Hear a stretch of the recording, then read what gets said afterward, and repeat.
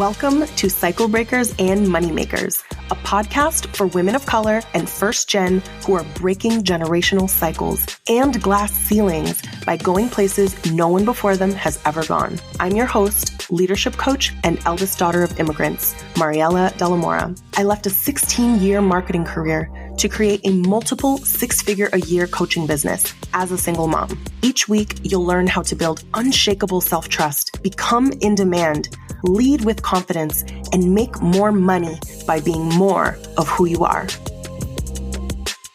Hey everyone, I am Mariela. I am a leadership and business coach for first gen and women of color. Today I wanted to talk to y'all about the biggest energy and profit leaks that I see, particularly in women of color owned businesses, because we have such big hearts, we have big missions, and sometimes we use those things against ourselves. What I mean by when I say like energy and profit leaks, it's kind of like bleeding heart syndrome, right? Like we want to help so much. And this is where I'll come into working with a client and I'm immediately like, oh, I'm going to save you money, right? Like I'm going to help you with converting more clients or just saving your energy or doing less right away. Because a lot of times folks come to me and they all have like past burnout stories from their job, burnout stories from their business where they've quit their businesses. And I'm like, of course you have, because you are a really high achiever. You're trying to help everybody. You want to help your family. You want to help your clients. You want to you're so mission driven. And so I want to talk to y'all about the way that it's like, that's not bad. I don't want you to change that about yourself, but I want to make sure that we are looking at what makes those things not sustainable and sort of like what needs to come first so that you can not just be in a little lifeboat trying to get everybody up into your lifeboat. Like we want to make sure that you are good and kind of how to approach that. So the one thing that I do see is just doing too many things at once before you have the profit and the support for it. You need profit first. So profit is like you are making money. It is in your business bank account and you have some to pay yourself, build your business bank reserves so that you aren't spinning out about money. I ideally love to have like 3-4 months in there so that I'm not as attached to any individual month's sales, right? And we don't talk about this enough because businesses run on reserves. It is working capital. It is not 5K months, 10K months. Whenever anyone's like, how can I hit consistent 10K months? And I'm like, girl, I don't know who has consistent months, right? So like we need to focus on profit so that we can line our business bank accounts with reserves. And we are going to be such a different person in the decisions that we're going to make from that place. So we need profit first. So what that means is we can't be trying to launch with a whole offer suite up front where it's like this and this and this and this. The people who you see that have that, it's because they stuck with something long enough to know that client very, very well. Enough that you're like, ooh, what comes before this part of the journey? What comes after this part of the journey? Like, what do people actually need? And you create it from knowing and clarity of who you're working with. You don't just guess and try to be like, well, I need this $27 offer. And then I need this like entry level offer. And then I need a membership. And then I need this core thing. And then I need this other thing. You don't even know right now. Like you don't know because you don't really know an offer until you've sold it like 10 times and run a client all the way through it, right? Even if you're a genius and you know your stuff so well. So like really, really, really focusing on one thing that's going to be that profit generator for you. It's like the way they say it is like, if you were pushing 10 shopping carts at one time, it would be a hot mess and they'd be all over the place. So focusing on what is the offer that you have that you know it like the back of your hand, you know that person, you know that you can sell it, you know that is, you're making it as profitable as it can be. That's the one that's going to line your business bank account with the reserves so that you can think from a higher place and serve your clients. And then it's going to be so obvious what doesn't fit within that and if something else is actually needed. So that's the one thing that I would say. The other thing about promoting too many things at once is also that it dilutes brand awareness. So when you're like, I got this and I got this and I got this. So again, the people that you see doing that, they've been at it and they've been in the game for a while, but they've like, they were a broken record about the same one or two things for a really, really long time. So you want to have like your name synonymous with your offer. It's like you want to be like associated with one word, like one skill, one offer, right? So doing too many things at once before you have the profit to support it. Also, once you have the profit, you also can have team members. So when I'm talking about being in too many places at once as well, it's not just offers, it's also like marketing and trying to be everywhere at once. And like you can be, but it's so much easier to be in multiple places when you have team members and a content repurposing system. Now that I have that, I'm telling you, I made my first 500K by posting on IG 3 times a month. I didn't even have an email list. I wouldn't recommend. But I posted like 3 times a month. This was like, I didn't have a whole like team. I had a VA. Now that I have a team, I write emails and I record podcasts. And then that gets put on LinkedIn, Instagram. I have podcasts. The podcasts get turned into multiple reels a week, like all the things. But I'm not doing that. That's the only reason I'm everywhere is because I'm not doing it everywhere. I'm not doing it myself. So doing too many things at once, focus on one thing that is going to fuel your profit to overflow that profit into support into a team. And then you can have more offers or be in more places. The next thing is I notice women of color owned businesses. We want to focus on making things accessible before we make them sustainable for ourselves. So this is where people are like, oh, I have a sliding scale and all of that. And I think that it comes from a good place to be like, I want to make it accessible, but I think it may not be the right question to be asking, at least not right away. What good is a sliding scale offer if you don't have the profit to continue like running in business or you're struggling, right? So this is kind of back to you can't lift 100 people into a lifeboat. What do you need to have a ship? What do you need to have a ship? And that comes from profit, knowing your client really, really well, getting better and better at solving one problem and just needing that profit to sustain you, right? The other thing you don't realize too is like, if you are focusing on making them accessible, you might be trying to solve a belief problem, either belief in yourself or belief in your offer by lowering the price. And that doesn't necessarily solve what needs to be solved. So what I would say instead, if you really want to make things accessible for your people, is redirect that attention to your marketing. So if you're like, I want to help, I want to make it accessible, I want to make it accessible, then how could your posts, your emails, your lives, if you happen to have a podcast, how could people get a transformation for free from that? If you do that, it is going to change the relationship that you have with your paid offer. And you may not be trying to solve the problem that's a belief problem by sliding scale, lowering your price when you don't even have clear parameters as to who gets the sliding scale and the whole thing, right? I was interviewing one of my clients last week on her client success reverse engineering. So like basically I'm interviewing my mastermind clients that have booked out and quit their jobs. And one of the things that she talked about that she learned through coaching is that she's like, my stuff is so good that I help people for free through my content. But when they come and work with me, it's actually to their benefit because they are showing up for their transformation and all the things. And so it was really like a belief shift around like, I can help people for free. Cause I'm like, well, yeah, we can help a lot of people for free.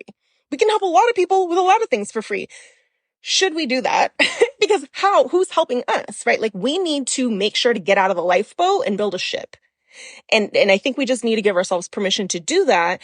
Also because accessible offers also cost money to run. So I think about like how if you're running a $2,000 program or a $1,500 program versus an $8,000 program, when you have profit, you then can launch the lower ticket offer. Let's say if it's like a group or something versus like a downloadable guide, like that probably doesn't take a lot of administration. But if you are trying to launch a group, I see people launch groups that have no business launching groups because they're doing everything themselves. I can tell you from launching groups, it costs money. You need systems, you need teams, you need processes, you need policies, you need how you're going to deliver stuff to clients. Like, why do you want to sign yourself up for that? Like, make sure that you are taking care of yourself first, and that you have the profit. Why? Because if you care so much about your people, I know, but you actually want to be in business. You want to be able to pour into them.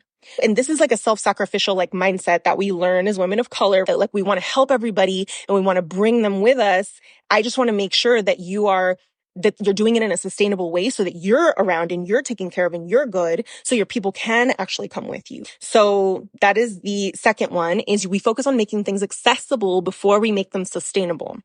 Another one is tendency to over-index on education.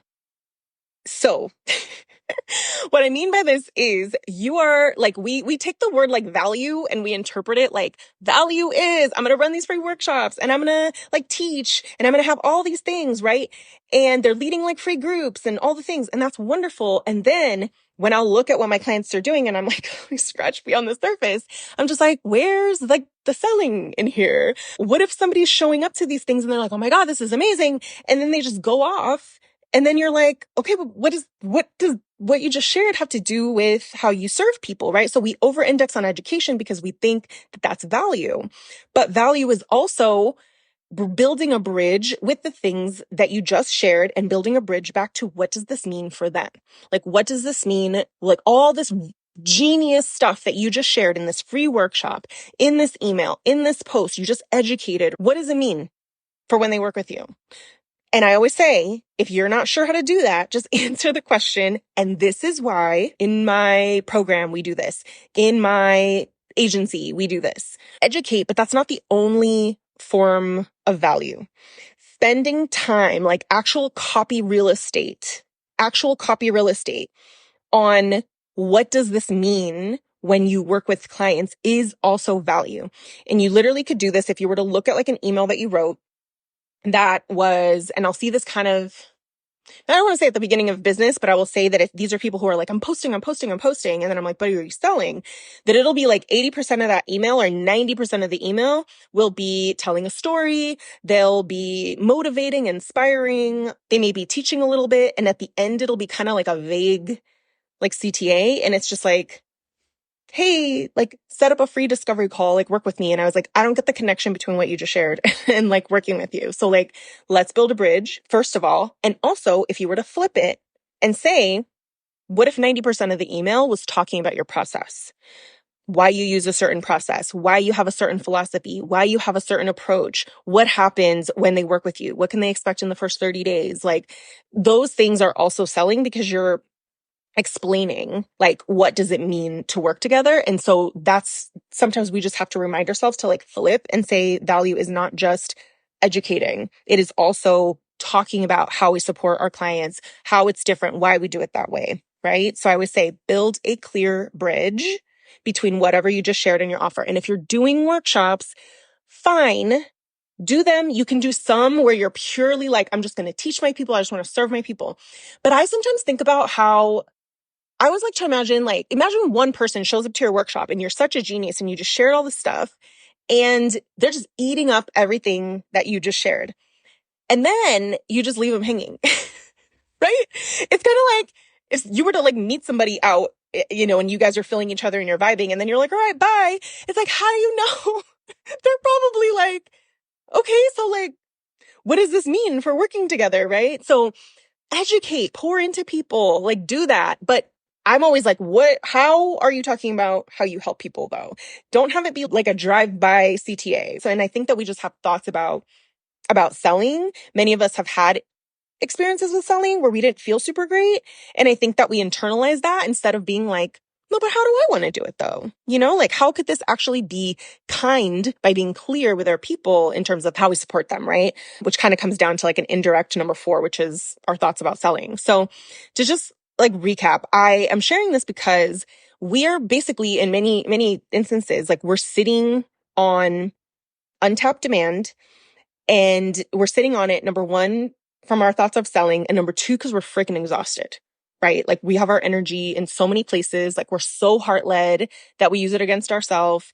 And these are the things that are like easily tweakable. They don't have to take a long time. In fact, like most of the time, I'm going to take a bunch of stuff off your list and be like, you have no business doing that. Stop it. Like slap your hand, right? Because what also happens, and I even want to add this to the list, is we have a discomfort with calendar space, many of us, especially if we associate being busy with being safe. So like even with my clients, it's like we have to actively sit with their tendency to want to fill space with more stuff. And when you have that tendency, nothing is ever going to be enough. You're just going to find other things to do. And this is why people will be like, well, I'm going to be in 5 places and I want to do another free series and I want to do some workshops and I want to start a podcast. And I'm just like, wait, where's all that going to come from? Like, who's going to do it? You? Like, we need to focus on profit. We need to take care of ourselves, right? And obviously, like, nobody knows this better than me. Like, I have a 7-year-old and I'm the breadwinner, and, I have to make shit happen. I have thoughts about the fact that it's always all on me, but like, I really had to learn to like fiercely protect my time and my energy, and just be like, almost like very closely guarding that, to be like, if I'm going to do this, how can I do this, but not like put myself in a situation where I now have like less to give. So I think about like energy ROI. Like, if I am going to expend energy out, like, how am I going to get it back? Like, what is the wisest use of my energy? So I think about like how for example, like, even me as a mom, I can't be out here burning myself out because my daughter needs me, right? So if I burn myself out, I can't be there for her. If I burn myself out in my business, I can't be there for my clients. If I don't focus on profit, then I'm thinking about my balance getting lower, and then I'm not thinking about my clients. Like, I have to think about myself. Like, I owe it to my clients, my current ones and my new ones, to take care of myself, because that is what's going to allow me to think about them and watch them and observe them and make the program better and my marketing better. And so I just say this because at the root of this comes from, we all as women of color want to be the version of ourselves that we once needed. We have this deep sense of wanting to help other people and bring our people with us, which is such a beautiful thing. And generally, we were not modeled rest.